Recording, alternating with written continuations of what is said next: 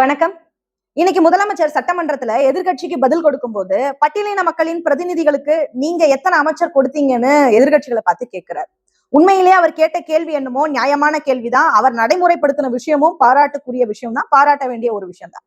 ஆனா ஏதோ பட்டியலின மக்களுக்கு பிச்சை போட்ட மாதிரி நான் கொடுத்திருக்கிறேன் பாரு அப்படிங்கிற தொனியில பேசுறத நம்ம வன்மையா கண்டிக்க வேண்டிய அவசியம் இருக்கு.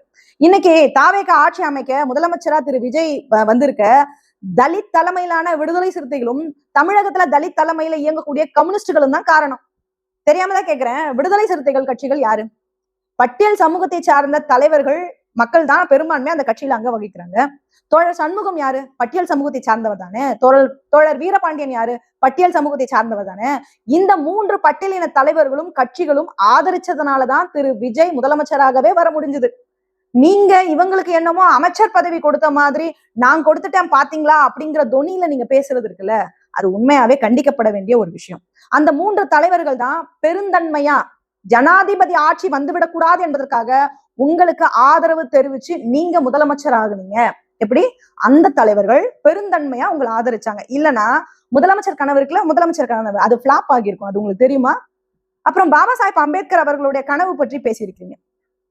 முதலமைச்சர் திரு விஜய் அவர்களை அமைச்சராகிறதா பாபா சாஹேப் அம்பேத்கர் அவர்களுடைய கனவுன்னு பேசுறீங்க. நீங்க சொன்னதுதான் அவருடைய கனவுன்னு எந்த புத்தகத்துல நீங்க படிச்சீங்க? அவர் எங்க பேசி இருக்கிறார்? முதல்ல அவரை பற்றி தெரிஞ்சுக்கணும்னா எந்த புத்தகத்தை படிக்கணும்னாவது உங்களுக்கு தெரியுமா? உங்களுக்கு எப்படி தெரியும்? சொல்றேன் கேளுங்க.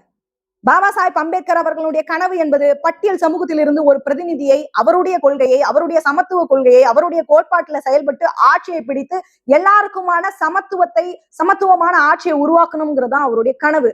நீங்க சொன்ன மாதிரி கனவுலாம் அவருக்கு கிடையாது. அவருடைய கனவு என்பது இந்தியாவை ஆள்வது, இந்த மாநிலத்தை ஆளுவது.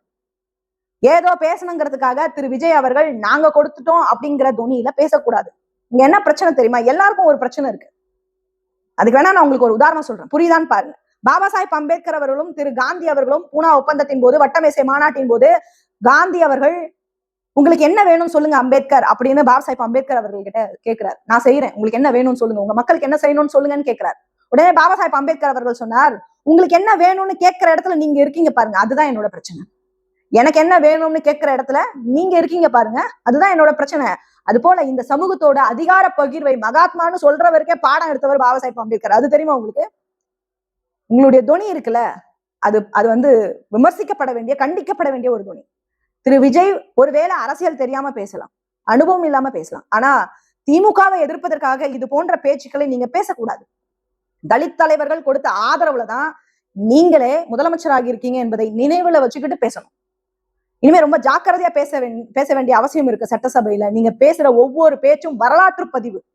திரு விஜய் அவர்களே, பெரும்பான்மையான பட்டியலின மக்களும் இங்க இருக்கக்கூடிய அமைப்புகளும் கட்சிகளும் உங்களுக்கு முழுமையான ஆதரவை கொடுத்திருக்கிறாங்க.